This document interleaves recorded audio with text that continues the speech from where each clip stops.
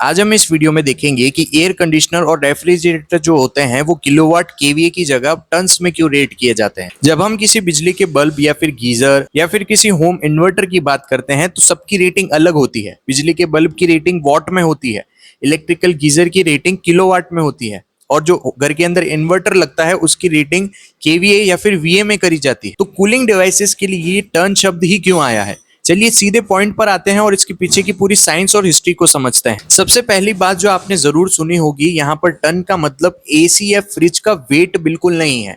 ऐसा नहीं है कि 1.5 टन का एसी है तो उसका वजन 1500 किलो होगा। यहाँ टन का सीधा कनेक्शन है हीट रिमूविंग कैपेसिटी से, यानी वो मशीन एक तय समय में अपने कमरे में से कितनी गर्मी बाहर निकाल सकती है। एसी और रेफ्रिजरेटर का मेन काम बिजली कंज्यूम करना नहीं होता है बल्कि गर्मी को बाहर फेंकना होता है।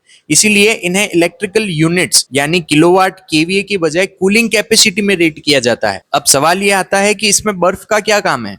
बात है अर्ली 20th सेंचुरी की, जब मैकेनिकल एसीज को इन्वेंट किया था। उस जमाने में फैक्ट्रीज और बड़े हॉल्स को ठंडा रखने के लिए बर्फ की बड़ी बड़ी सिल्लियों को इस्तेमाल किया जाता था। साइंस के हिसाब से अगर आप 1 टन यानी 2000 पाउंड बर्फ को सिर्फ एक कमरे में रखते हैं तो उसे पूरे 24 घंटे में पूरी तरह पिघलने के लिए जितनी गर्मी की जरूरत होगी उसे 1 टन ऑफ कूलिंग कहा जाता है। टेक्निकल लैंग्वेज में कहें तो 1 टन बर्फ को 24 घंटे में पिघलने के लिए हर घंटे 12,000 BTU यानी ब्रिटिश थर्मल यूनिट्स हीट की जरूरत होती है। यानी 1 ton AC 12,000 BTU per hour speed की गर्मी से बाहर निकालता है। जब पहली बार मैकेनिकल एसी मार्केट में आए थे तो लोगों को समझने के लिए कंपनीज ने इसी यूनिट का इस्तेमाल किया था। ये मशीन्स उतना ही ठंडा करेगी जितना 1 टन बर्फ करती है। अब बात कर लेते हैं कि किलोवाट और केवीए की जगह सिर्फ टन को ही क्यों यूज किया। देखिए, किलोवाट या फिर केवीए ये बताता है कि डिवाइस कितनी इलेक्ट्रिकल पावर खा रही है, यानी पावर कंजप्शन को बताता है। लेकिन एक एसी में मेन काम पावर खाना नहीं होता है बल्कि थर्मल एनर्जी को मैनेज करना होता है। हालांकि आज की डेट में हम चाहे तो कूलिंग कैपेसिटी को भी किलोवाट में बदल सकते हैं। जैसे 1 टन लगभग 3.5 किलोवाट की कूलिंग कैपेसिटी के बराबर होता है। लेकिन HVAC यानी हीटिंग, वेंटिलेशन और एयर कंडीशनिंग इंडस्ट्री में